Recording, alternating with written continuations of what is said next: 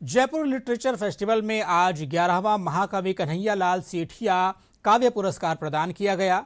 हर वर्ष ये पुरस्कार राजस्थान के प्रसिद्ध कवि कन्हैया लाल सेठिया के स्मरण में काव्य और लेखन में उल्लेखनीय कार्य करने वाले साहित्यकार को दिया जाता है। इस वर्ष का पुरस्कार लेखक और कवि यतीन्द्र मिश्रा को दिया गया। स्वर्गीय राजकुमारी विमला देवी जी। जयपुर लिटरेचर फेस्टिवल पर हम बात करेंगे और इसके साथ अगली खबर का रुख करते हैं। जयपुर के जवाहर कला केंद्र में जलरंग कलाकार डॉक्टर सुषमा महाजन की एकल प्रदर्शनी मेलोडी ऑफ कलर्स का आयोजन किया गया।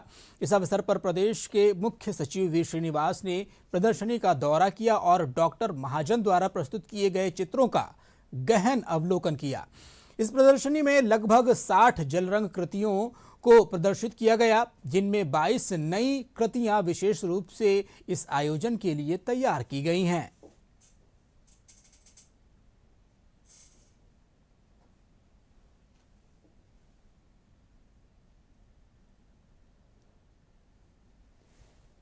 इतनी सुंदर एग्जीबिशन है और इन्होंने अपने जो जिस तरह से उनके टैलेंट का एक मुझे लगता है एक very small part because she is very talented, बहुत टैलेंटेड है। और कोविड के दौरान उन्होंने पेंटिंग शुरू की, लेकिन आज अगर आप देखें 8 एग्जीबिशंस हो चुकी हैं और इतना सुंदर, मैं हर बार जितनी बार आई हूँ उतनी बार मैंने देखा और भी ज़्यादा सुंदर पेंटिंग्स दिखने को मिली हैं। तो मैं उनको बहुत बहुत शुभकामनाएं देती हूँ। सब्जेक्ट भी अगर आप देखेंगे कि अलग अलग हैं, डाइवर्स, अलग अलग चीज़ों के बारे में, मतलब अलग अलग सब्जेक्ट्स को ये पेंट करते हैं। तो मैं उनको एक बार फिर से बधाई दूंगी। मैं शुरू से लेके अभी तक उनकी हर एग्जीबिशन में आने का मुझे अवसर मिला है। जिससे पेंटिंग का सफ़र तो मेरे लिए आई थिंक एक सरप्राइज़ है, मिरेकल है, क्योंकि मैंने 5 साल पहले कभी सोचा भी नहीं था कि मैं इस डायरेक्शन में आऊँगी। और चांस डिस्कवरी है कि मैं अचानक पेंटिंग स्टार्ट हुई और पिछले 5 सालों में मेरी दुनिया बदल गई है, क्योंकि मुझे आई थिंक सुबह सोते जागते सारा टाइम पेंटिंग के बारे में सोचती हूँ कि आगे क्या बनाना चाहिए और आगे क्या करना चाहिए। तो डेफिनेटली ये सफ़र जो है मेरे लिए काफ़ी रोमांचक भी है और मेरे लिए एक ट्रांसफॉर्मेटिव भी है, क्योंकि एज अ पर्सन मुझे लगता है मैं काफ़ी चेंज हो गई हूँ, क्योंकि मेरा दुनिया के लिए नज़रिया, लाइफ के लिए अप्रोच इससे काफ़ी चेंज हो गई है। और जयपुर में साहित्य का महाकुंभ चल रहा है, जहां पर साहित्यकार अपने साहित्यों से लोगों को रूबरू करवा रहे हैं। इस पर और अधिक जानकारी देने के लिए हमारे साथ हमारे संवाददाता जुड़ गए हैं, लक्ष्य आर्य। लक्ष्य, ये जो साहित्य का महाकुंभ चल रहा है, कब तक चलने वाला है? आज इसका तीसरा दिन है। क्या कुछ प्रमुख बातें आज की रही हैं, इस पर अपडेट दें। बिल्कुल अतीक, ना केवल ये साहित्य का महाकुंभ है बल्कि कला और संस्कृति का भी महाकुंभ है।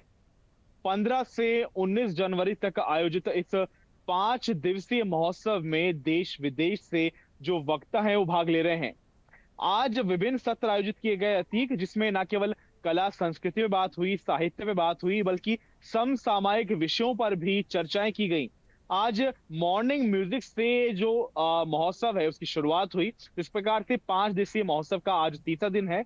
मॉर्निंग म्यूजिक से कार्यक्रम की शुरुआत हुई। सुबह सुधा मूर्ति का सत्र आयोजित किया गया। उसके बाद में विभिन्न सत्र थे जो चर्चाओं का विषय बने रहे, चाहे वो गोपाल दास का सत्र हो, चाहे वो लक्ष्मीपुरी का सत्र हो।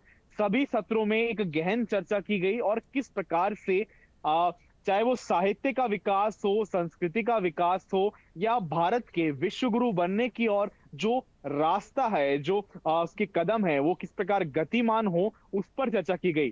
चाहे मैं बात करूं गौर गोपाल दास की, तो उन्होंने जो, क्योंकि वो खुद एक स्पिरिचुअल ओरेटर हैं, तो आध्यात्म से किस प्रकार जीवन में परिवर्तन लाया रास्ता है, उस पर उन्होंने विचार रखे। वहीं वीर दास का एक कॉमेडी सेशन भी था, जिसमें हास्य को किस प्रकार से जीवन से जोड़ा जाए, उस पर प्रकाश डाला गया। लक्ष्य, मुख्य सचिव का दौरा भी हुआ, मुख्य सचिव आए हुए थे वी श्रीनिवास, उन्होंने मंच से संबोधन भी दिया। राजस्थान की कला और संस्कृति को वैश्विक मंच पर ले जाने के लिए उन्होंने काफी चिंता जाहिर की और बताया कि हम इस दिशा में कैसे काम कर रहे हैं। क्या कुछ और बातें उन्होंने कही?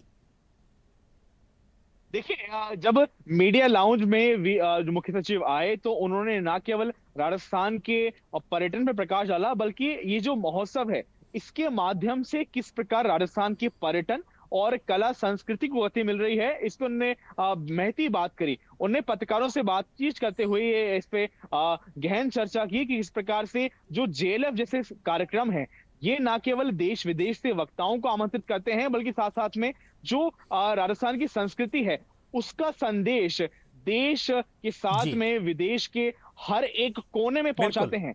इसके माध्यम से, इस महोत्सव के माध्यम से न केवल राजस्थान की संस्कृति देश विदेश तक पहुंच रही है, बल्कि नई पर्यटन नीति और बिल्कुल जेएलएफ जैसे कार्यक्रम के माध्यम से बिल्कुल राजस्थान के विकास को भी गति मिल रही है। जी बिल्कुल अतीक। बिल्कुल। तो जिस तरीके से ये जो साहित्य और संस्कृति और कला का जो महाकुंभ लगा हुआ है वो बदस्तूर जारी, और हमारे संवाददाता अपडेट दे रहे हैं।